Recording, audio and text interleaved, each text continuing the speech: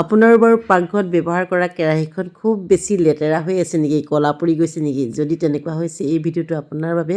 Hello' everyone, সকলোকে নমস্কাৰ জনাই পুনৰ এটা মোৰ নতুন ভিডিঅ'লৈ স্বাগতম জনাইছোঁ। আজি কেৰাহী চাফা কৰিবলৈ বুলি ওলাইছোঁ। প্ৰথমতে এয়া কি লৈছোঁ জানেনে? টেবলেটৰ বাকলি। মই মানে এইটো ভিডিঅ' দেখিছিলোঁ ফেচবুকতে আৰু ব্যৱহাৰ কৰি চালোঁ, সঁচাকৈ ভাল হয়।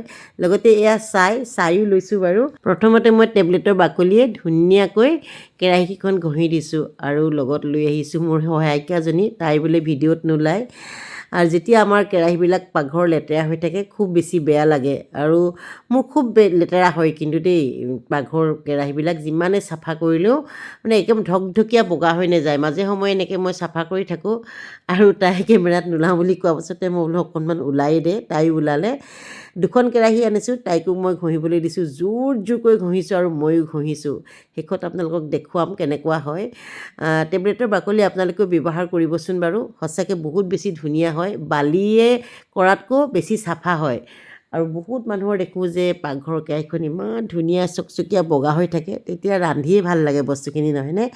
আমাৰ এখেতে মাজে মাজে ব্যৱহাৰ কৰিলে আকৌ একদম কেৰাহীবিলাক জ্বলাই দিয়ে। অকণমান পানী দিছোঁ, আকৌ টেবলেটৰ বাকলিয়ে ঘঁহিছোঁ। প্ৰথমতে টেবলেটৰ বাকলিয়ে ঘঁহিছোঁ দেই, উল্টাই লৈছোঁ টেবলেটৰ বাকলিখিনি। মই বহুত দিনৰ পৰা গোটাই থৈছিলোঁ এইখিনি আৰু দুইজনীয়ে একদম পূৰা জোৰকৈ ঘঁহিছোঁ। বহুত চেষ্টা কৰি আছোঁ মানে চাফা নহয়।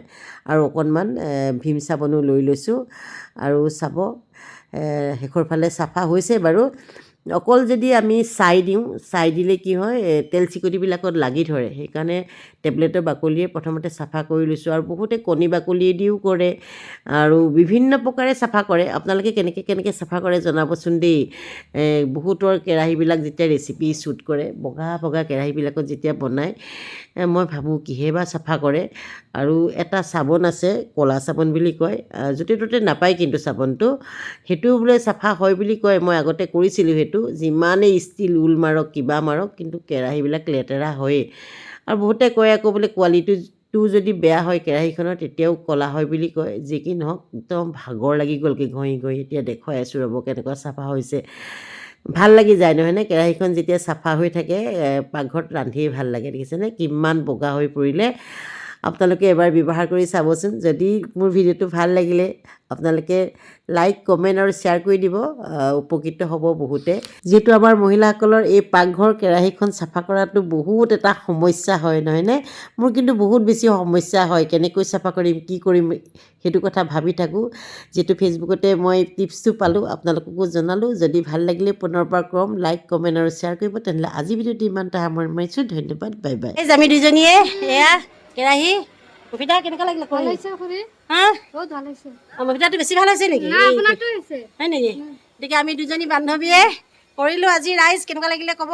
আৰু এজনী মোৰ লগৰী, তাই নহ'লে মোৰ নহয়। গতিকে মভিতা ভাল লাগিলে? ভাল লাগিছে। ঠিক আছে, ভিডিঅ'টো আপোনালোকে লাইক কমেণ্ট কৰি দিব। কৈ দে লাইক কমেণ্ট কৰিবলৈ। লাজ কৰিছে তাই। ৰাইজ শ্বেয়াৰ কৰি দিব, লাইক কমেণ্ট কৰি দিব। আৰু আমি কি হ'ল টেবলেটৰ বাকলিয়েদি কৰিছিলোঁ নেকি মভিতা? এইয়া টেবলেটৰ বাকলি, এইয়া ঠিক আছে। Bye bye.